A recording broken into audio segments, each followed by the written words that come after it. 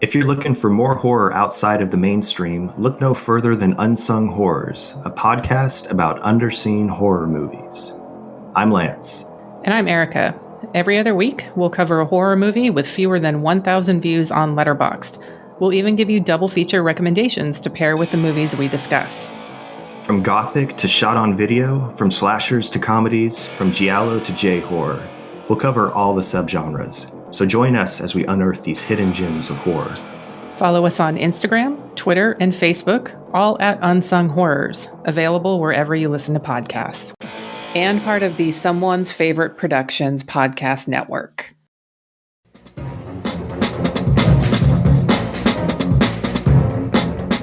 Hello, this is Aaron West. I am the author of the A24 New Wave.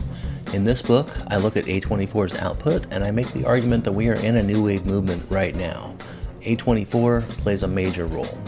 This book has a supplemental podcast where each episode is a brief conversation about an A24 related topic, whether an actor, director, or even a genre. As I continue research for the book and conduct interviews, I expect to record podcast episodes with people involved with the company.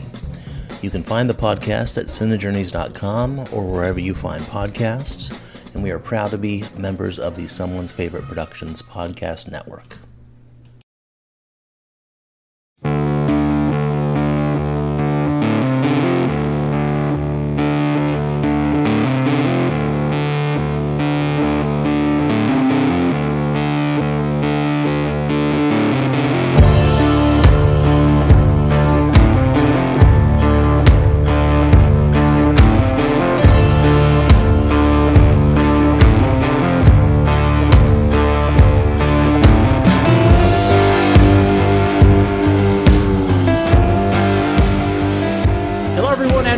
Kulturecast. I'm Chris Stachiw, and I'm joined once again by my good friend, the host of the Projection Booth podcast, Mr. Mike White. Hey, Chris. And I am also joined by my good friend. She's one half of the One Season Show and one half of the upcoming Scary Stories We Tell podcast, Jess Byard. Hello. Does that mean you're a quarter of the One Season Show? Yeah. No, you're half of one. I'm half. One and a Okay. quarter. One half of a half of a half. Whatever that Well, means. I mean, technically, two halves of a podcast make one podcast. So I am the host of one full podcast. It's true. It's true. On this episode of the Kulturecast, we are finally finishing Mike White March. Now, it has nothing to do with Mike, but if you're listening to this, you know that March has been a taxing month emotionally and mentally for a lot of us. And Mike somehow predicted all of this happening by picking post-apocalyptic sci-fi. And it wasn't intentionally post-apocalyptic, right? No, I did not set out for that. I just kind of that's just kind of the That was kind of the underlying. If it's Eastern European sci-fi, it's going to be dystopian. It's kind of the way it seems, for sure, because every film, I think, is dystopian except for Secret of Steel City, right? Yeah, I think so. So, on this episode, we're talking about the final film of Mike White March, A Visitor to a Museum, which is directed, once again, by our friend, Konstantin Lopushansky.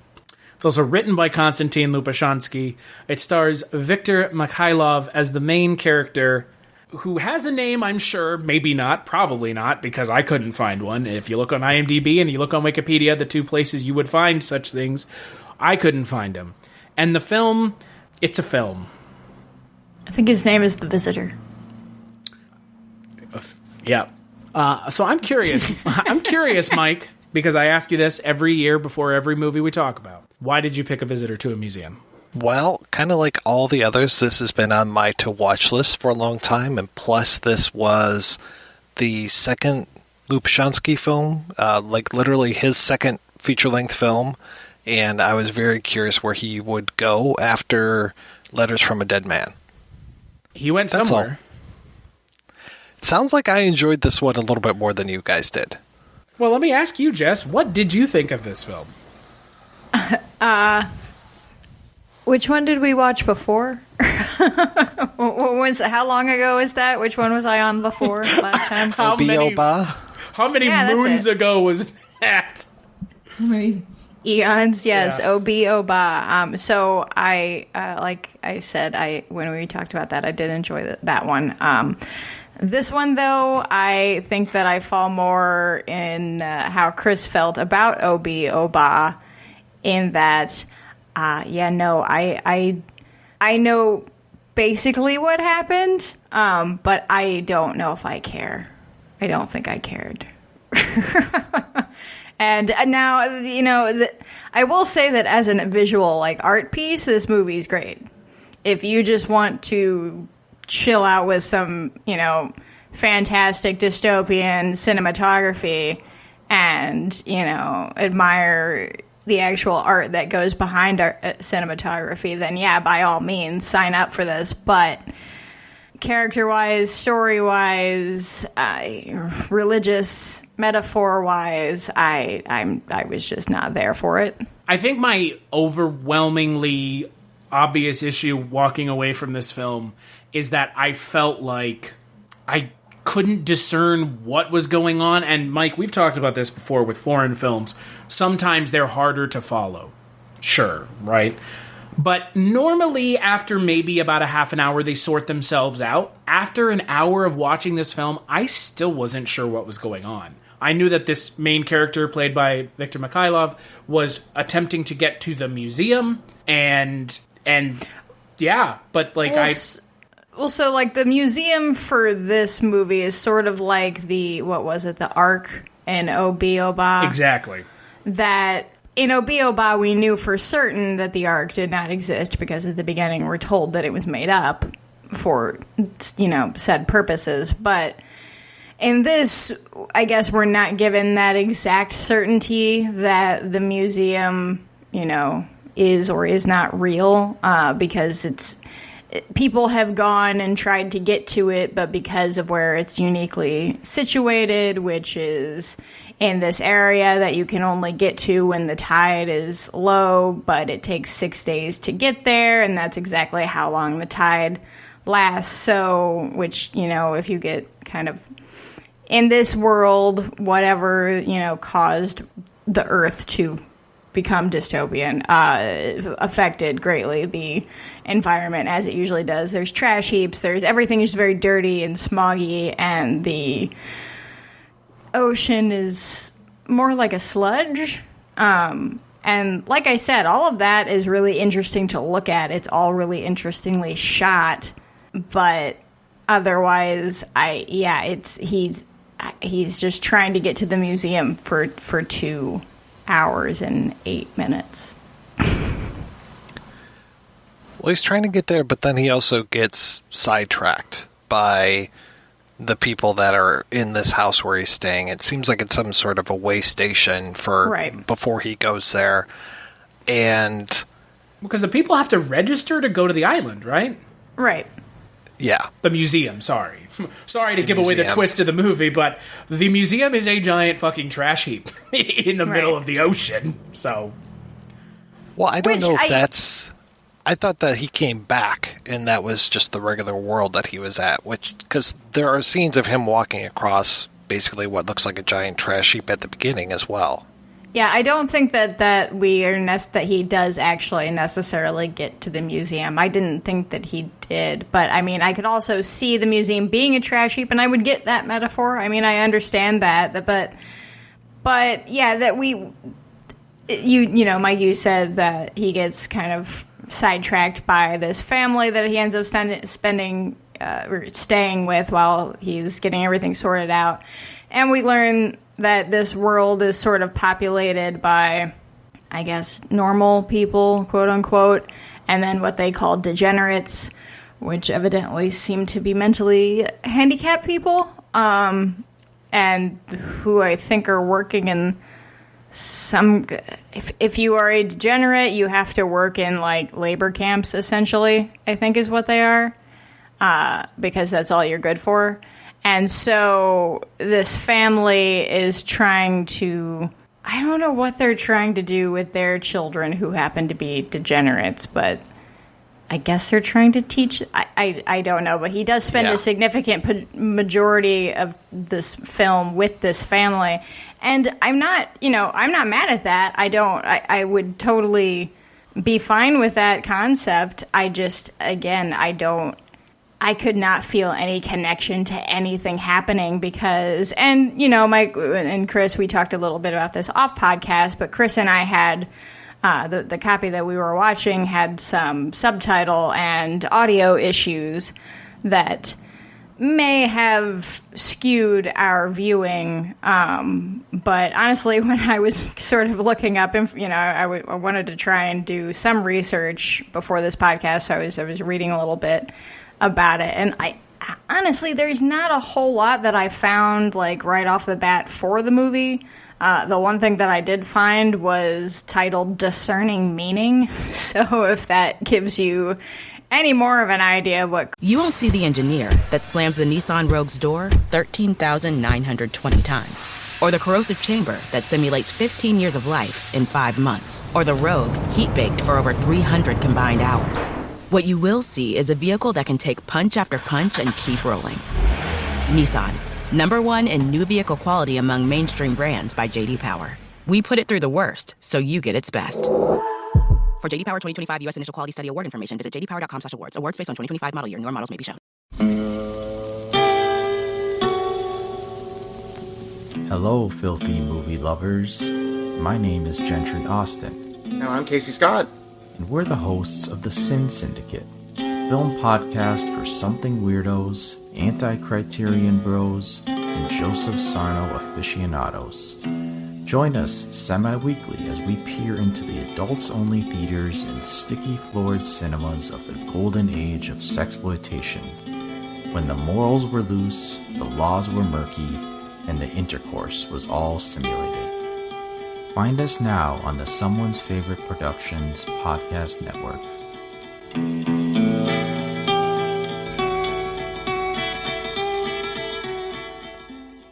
Chris and I fall. That title kind of helps out, but yeah, I visually I found it interesting, and I think that it doesn't commit to, because there are some really kind of surreal and almost frightening and horrifying images in this, and for me, I wanted it to commit more to that.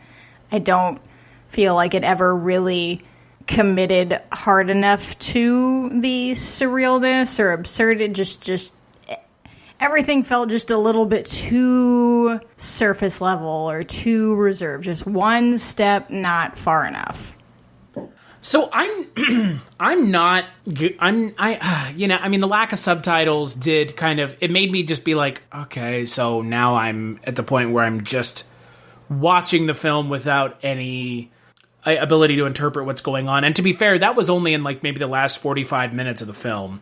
Even looking for subtitles, just searching for them online and going through Plex and trying to find them, none of the options that I had worked. But I think for me, the issue is when it's compared to Lopushansky's other film, which you and I watched, Mike, the bar was set so high that this really is a big disappointment. Yeah, I definitely liked this a lot more than you guys did. It was long. It was, it's a little bit north of 2 hours. 2 hours at least, and 8 minutes. Yeah, and I don't know. I liked it. To me, it was very much this post-apocalypse was happening because of environmental issues. And they talk at one point when they're around the dinner table, because there are a couple dinner table scenes, but they talk at one point about the icebergs melting and that they'll never come back again, and just that the levels of the sea are rising, and that in 50 years, that it'll just be pretty much all gone. So this whole idea of the museum being in the middle of this ocean or being far enough away, like I couldn't discern if it was 3 days there, 3 days back, or if it was 6 days and then you had to stay there and then wait for the tide to go out again, and however long that takes. Just that whole idea I really liked, and just that it seems like the seas had risen enough that it created this island because of that. And when he gets to the island, to the museum, it seems, and this could just be me, but I thought the only thing that was really there was a church.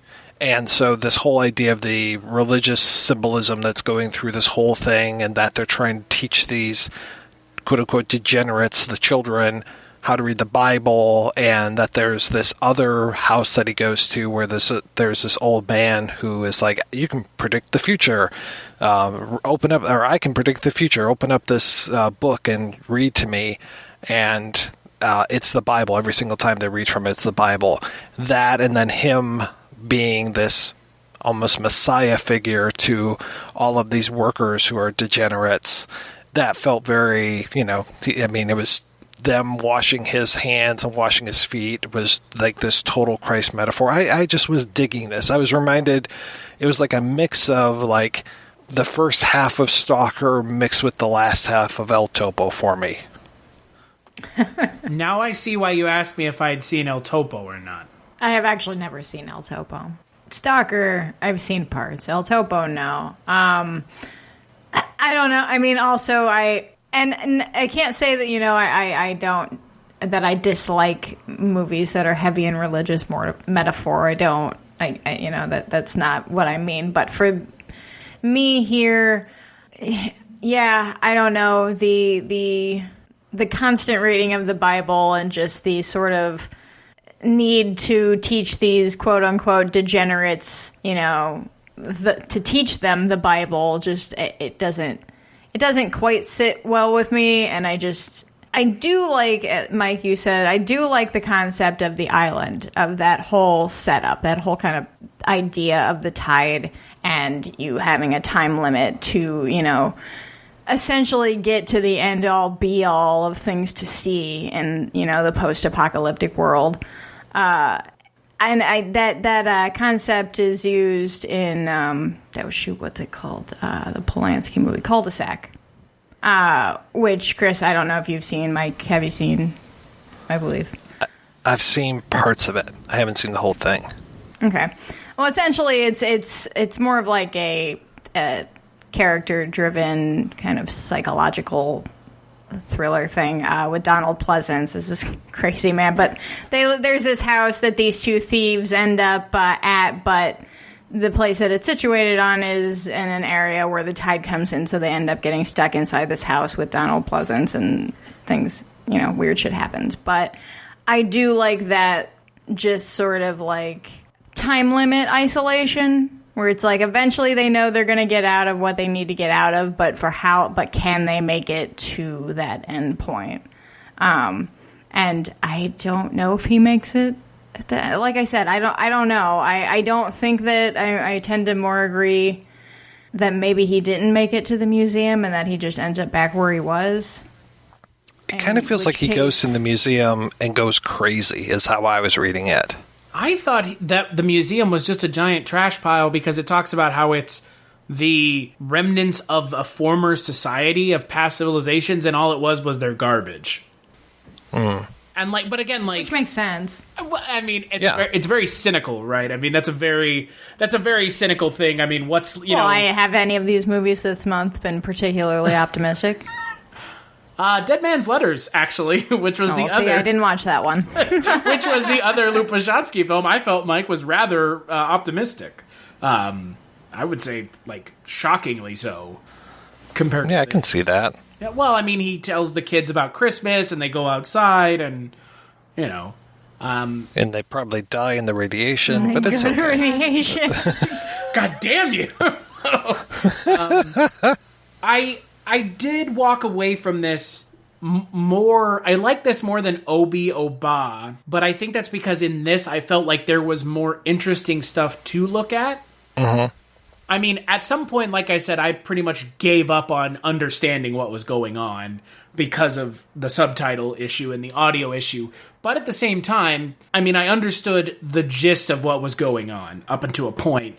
And so, yeah, I think in the last, 40 minutes of the movie, it kind of transitions into him and this kind of, interesting Christ metaphor and, becomes very heavy with the religion. But it's the toughest watch we've had this month I think without a doubt. Wouldn't you say? For me personally? Well, for the two that you've seen, clearly. The two that I've seen, yes, because I did not watch the other ones this month. What about you, Mike? Would you say this is probably the toughest thing we've watched this month? Yeah, probably. But Lopushansky does a good job. I mean, I would say, it's a unique story if you look at it from the Oba kind of angle of, where he's trying to go either doesn't exist or it exists, but be careful what you wish for because where you're going may drive you crazy, which is what happens to his character. I enjoy this style of sci-fi. I think we talked about it on the last episode I was on. Just this realm of sci-fi that's more Twilight Zone centered of be careful what you wish for and, just lessons and consequences and things like that. And I just think this movie is great to look at. And if, I were on some different substances, I would watch this movie again. But where Oba works for me in this, is maybe just me being just, a simple, uncultured peon, is that I just have a character that I more so know what they're doing, why they're doing it, and the characters that the main guy meets along the way in Oba. You won't see the engineer that slams the Nissan Rogue's door 13,920 times. Or the corrosive chamber that simulates 15 years of life in 5 months. Or the Rogue heat-baked for over 300 combined hours. What you will see is a vehicle that can take punch after punch and keep rolling. Nissan, #1 in new vehicle quality among mainstream brands by J.D. Power. We put it through the worst, so you get its best. For J.D. Power 2025 U.S. Initial Quality Study Award information, visit jdpower.com/awards. Awards based on 2025 model year. Newer models may be shown. Have you ever wanted to dive deeper into the horror movies you love? Beyond the Blood is a horror podcast for fans who want more than just surface-level screams. We do deep dives into the movies that shaped us, digging into director commentaries, behind-the-scenes stories, deleted scenes, and the special features that most people skip. Each episode is a love letter to the genre. We break down how these films were made, the creative risks that paid off or didn't, and the lasting impact they've had on the genre as a whole. From 70s slashers to modern nightmares, we celebrate the craft, chaos, and characters that keep us coming back. If you're the kind of fan who rewatches movies with the commentary on, or you simply grew up in the video store horror aisle, the Beyond the Blood podcast was made for you. New episodes every single week. Subscribe, and let's dig deep. Welcome to the Beyond the Blood podcast. Are more interesting, they just more interesting in what they're doing, more interesting in how they're acted, just energy-wise. I like the way this color palette in this movie makes me uncomfortable. I mean, that's not necessarily a bad thing, and that's very, color palette is intentional. But yeah, this just has a sort of overall just kind of filmy, dusty quality to it that just meanders and takes me out of it, unfortunately. It's very similar to Dead Man's Letters. But I mean, I still would like to watch Dead Man's Letters. You both enjoy that, and just because I didn't enjoy this particular film by him doesn't mean that I wouldn't, enjoy otherwise. But yeah, I would like to. I will have to check out Dead Man's Letters. Yeah, I mean, I like this whole thing of them being in this house with the red outside, because it does remind me of that monochromatic thing that he was doing, the tinted black and white that he was doing in Dead Man's Letters. And I also like that they're in this house where there's fire on all the windows. It's kind of like the This Is Fine house, but it's basically they're in hell. It's like they've created their own hell, and they're just continuing to spew carbon monoxide into the atmosphere by doing this, and also, ruin the gene pool for their own kids. See, that sounds all so much more interesting than what I actually saw happen.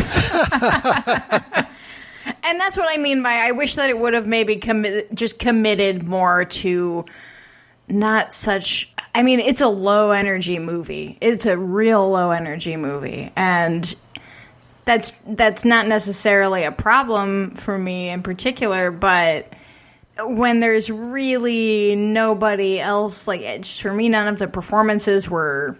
Nobody was standing out and pushing it at all, really, for me. And that could, also be... There's always... for acting and for watching, foreign films, I think there's probably always a little bit of a barrier when it comes to judging acting, completely because, I'm not fully aware of, just different cultural nuances, and I don't necessarily... I'm reading subtitles versus just, like, absorbing the line as they say it. So, yeah, there's a little bit of a disconnect there, but I guess with just Obi-Oba, and I can't say that there were, any fantastic actors in that, but the performances just had energy to them that I don't think anything here really did. I just, this is a film that I also feel like doesn't really lend itself very easily to us talking about it either. Right? I mean, it's not like we're sitting here struggling going, this is a movie, what should we say? But at the same time, there is this kind of sense when we're sitting here talking about it that, not that I don't think we missed anything. I think that there's so much interpretation in this film that is internalized that, like I said, I mean, I didn't even interpret the ending the same way that y'all did. And that colored the way that I interpreted the film as a whole. And I mean, you can watch movies and interpret them one way or the other, but completely interpreting the ending in a different way, in my mind, changed the entire way that I felt about the film. And this is a first for us on here. We haven't had a movie like this in a while. A very long time, if ever. So, you always bring something new to the Kulturecast, Mike. I do try. Yeah. You just broke March. Mike broke March. It's this has been, I mean, look, outside of the stuff that's going on outside of our houses, these movies have been rough to watch this month because there've been a lot of there's been some challenging topics, there's been some challenging films, and this is probably the most challenging. I think if we had watched this at the beginning of the month, I would have been completely lost. But being able to, like we've been talking about, Mike, reference the other movies we've seen makes this a little easier. Oh, this is like this, or this is like this, or this is like this. I mean, that has made this easier to understand for me as a film goer, because again, this was kind of my first foray into heavier foreign sci-fi. All of them ended up being post-apocalyptic, but still, this was my first foray into really, like, very clearly foreign sci-fi. Well, what did you think of the two movies you watched, Jess? Would you want to go out and watch more foreign sci-fi films? Yeah, I mean, I personally would. I liked Obi-Oba. I didn't necessarily like this movie as, a story. I liked what it looked like.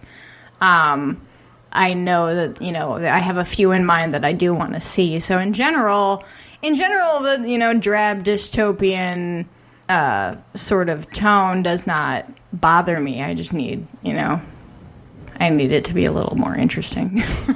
But yeah, I would definitely seek more out. Well, and I to answer the same question, Mike, I'm totally on board to watch more foreign sci-fi films.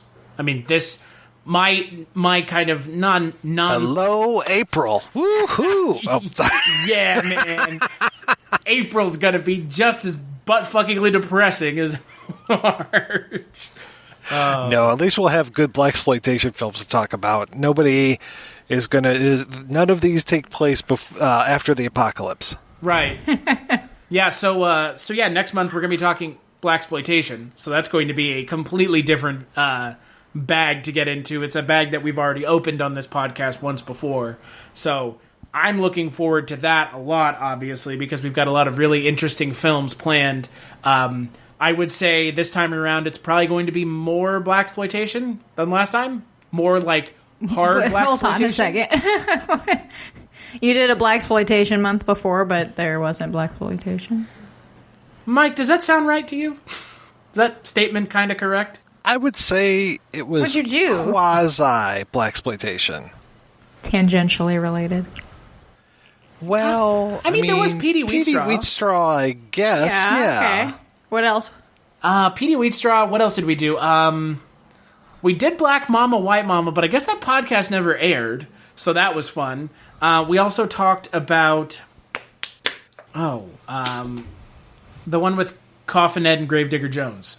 Oh, Cotton Comes to Harlem? Yeah, that. So that's blaxploitation. I keep getting our blaxploitation month confused with the time I did Superfly for your podcast. Well, and you had Trouble Man. That's true. You had Trouble Man, Cotton Comes to Harlem, Petey Wheatstraw, and Black Mama, White Mama. Yeah, but only 3 of those aired. So, I mean, they're blaxploitation. I just, I don't know.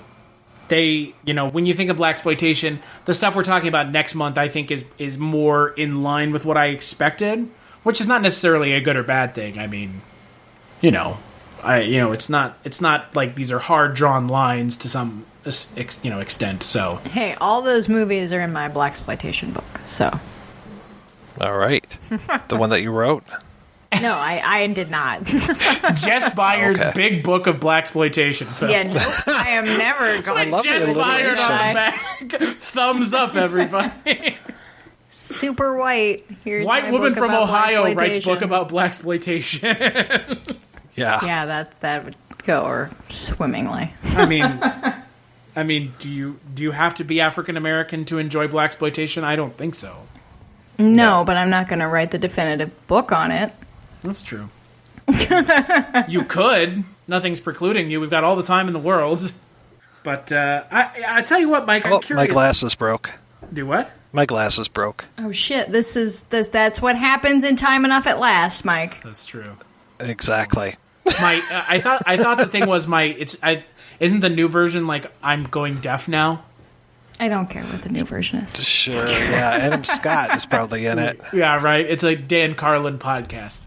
Mike, for you, since you were here the entire month, what is your pick if you're going to watch one film this month? If you're going to suggest one film be watched this month, which one would you choose? In April? In of the ones that we covered? Yeah, in March, for Mike White March. Oh, the ones that we covered. I mean, I was so glad that you took to Dead Man's Letter so much. I would say people should watch that. Yeah, I would agree.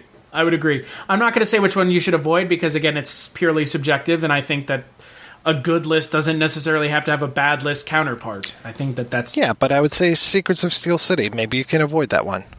I'm not going to say it, but that fucking movie. See, I would say a visitor to a museum. Maybe you can avoid that one.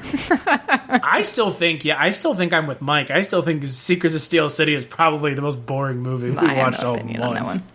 I wouldn't suggest anyone watch it. It's just very dry. Although, just thinking, we're ending Mike White March, and I'm just thinking of how just polar opposite Mike White March is from Jess Byard June. It's very true. Jess Byard June is going to be very decadent, and this is very... It will be. Oh, it'll be a bacchanalia. So what would you give this film out of 5, Mike? Like I said, I like this more than you guys. I would actually give it a 3. Jess? I don't know. Part of me feels like I just didn't appreciate or understand this movie enough to actually give it a rating, but I won't cop out and not give it a rating, so I'm just going to give it a 2. Yeah, I'm going to give it a 2 as well. Again, I mean, I think you're right, Jess. Giving it a 2, maybe I didn't interpret it the right way. Maybe my interpretation clouded my judgment. And maybe I haven't seen enough of these movies to appreciate it as much as, well, there are, sometimes going into these, darker corners of cinema and film, as you were, then sort of, I don't know if it were, at least, I don't know if this is for you guys, but for me, if I'm venturing into a realm of cinema that I'm not particularly well versed in, then I don't always feel comfortable outright not liking a movie because I don't feel like I've had the sort of, for lack of a better term, education on the subject. to really, like, appreciate that, but also that could just be me. I mean, I could see that. I mean, I agree with that somewhat. I mean, having a quote-unquote educated opinion on things, you know, everybody is entitled to their opinion, but someone with an educated opinion on a topic like foreign sci-fi, Eastern European sci-fi film, maybe, you know, their opinion on this film would probably be drastically different from maybe even the three of our opinions, you know. So I could see that. I could see that 100%. So, but let's take a break and we'll play a preview for the next Kulturecast. Hide your mamas. Big brother is coming. And he's coming on strong. Isaac Hayes, the big brother of soul, is making a new kind of music. And it's mean jive. All right, y'all, let's move. If anybody asks you what happened, tell them you've been hit by a truck. Matt Truck Turner. When he's hottest, he's the coolest. Hey. Could have brought me some flowers. I got some beer. When he's baddest. What do you want for breakfast? He's the best. What do you think? Every gun brother and sister is out to make the big hit. I want that Truck Turner and I want him dead. But he's out to get before he's got. Isaac Hayes, as a skip tracer, a modern-day bounty hunter, making a healthy living by making living unhealthy for cats who skip bail. Gentlemen, this is my family. These all prime-cut $238,000 worth of dynamite is Fort Knox in pennies. That's Taffy. Her clients call her Colonel Sanders because she's finger-licking good. The man who kills him gets my broads. Truck, they gonna kill you. They're gonna have to do just that. Because they owe me. I'm gonna collect.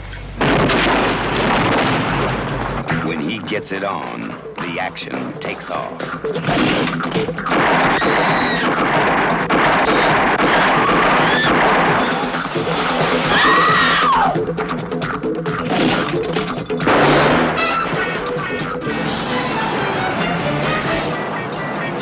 Isaac Hayes, the magic name of music, winner of the Academy Award for his music in Shaft and scoring again in this one.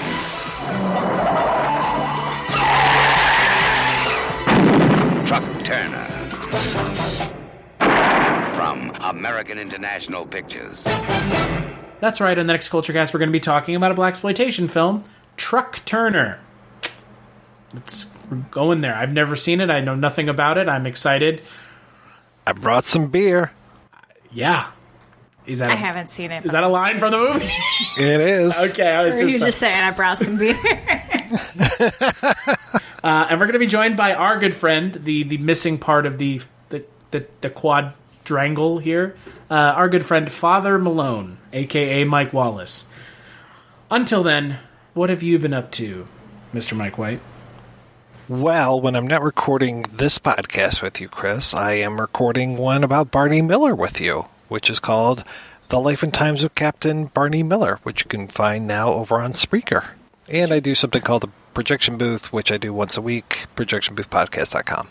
The adult version of this podcast. Or we're the child version of your podcast. This is the... what did I call it on the couch? The children's table? The children's table. Hey, you know what? It suits it, more or less, you know. Sometimes the adult comes down and talks to the kids, and then he goes back to do his adult that things. was today.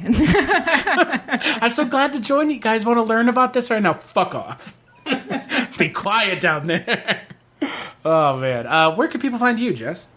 Well, you can find me on Twitter at writer Jess Byard, and you can find me on our show, Chris, the one-season show, where we talk about television shows that lasted only one season, and we are just about to wrap up our second season. You can check that out, and you can also stay tuned for our upcoming podcast, Scary Stories We Tell, which kind of traverses the trails of true crime paranormal and unexplained events, and horror culture. So we'll have interviews, we'll have deep dives, we'll have one-off Monster of the Week episodes.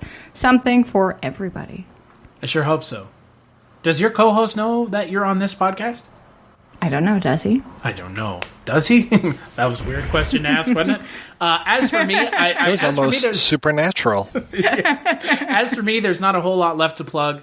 Chronicles from the Crypt podcast and Dreams for Sale. And that's it. And follow me on Twitter, casualty_Chris. Big thanks, as always, to Tiger Blood Jewel for the Bayou. Big thanks to Mike White. Mike White March is over. Again, that's 3 years in the books. Wow, nice.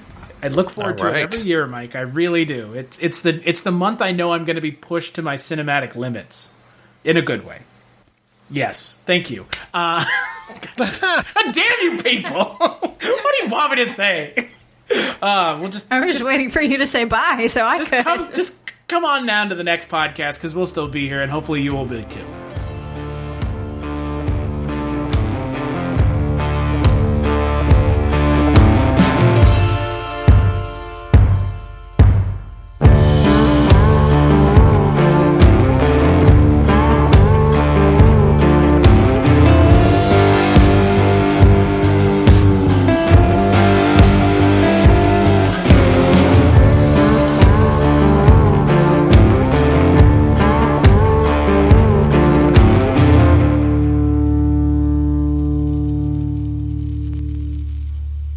Hello, my name is Kevin Tudor, and I'm one of the 3 hosts of Almost Major, a film podcast dissecting many major indie studios and the films they release. Every week, myself, Charlie Nash, and Bryden Doyle discuss overlooked, forgotten, or bona fide classic indie films via studio-specific miniseries. We've previously covered numerous films from Artisan Entertainment, Lionsgate Films, and New Line Cinema. Titles including The Blair Witch Project, American Psycho, Dogville, But I'm a Cheerleader, Saw, Requiem for a Dream, and Ringmaster, you know, the Jerry Springer film.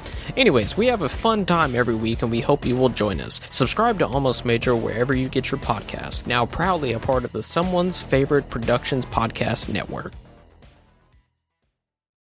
Hello and welcome to Tumbleweeds and TV Cowboys. My name is Hunter. In this podcast, I'll be joined by a different guest each week to discuss a classic Western movie or TV show. I've been a fan of classic Westerns for as long as I can remember, and in recent years, they've become very nostalgic for me. I love the aesthetic, the tropes, and I love seeing different filmmakers' takes on them. At their best, they're incredibly entertaining, rewatchable, and some of my all-time favorite movies are Westerns. We'll mostly focus on Western movies made in Hollywood, but we'll also be covering spaghetti Westerns, and one thing I'm very excited to get into are Western TV shows. I've got some amazing guests coming on the show, film professors, historians, and podcasters. And Tumbleweeds and TV Cowboys is part of the Someone's Favorite Productions podcast network, and many guests on the show will be from other shows on the network. Thanks for listening.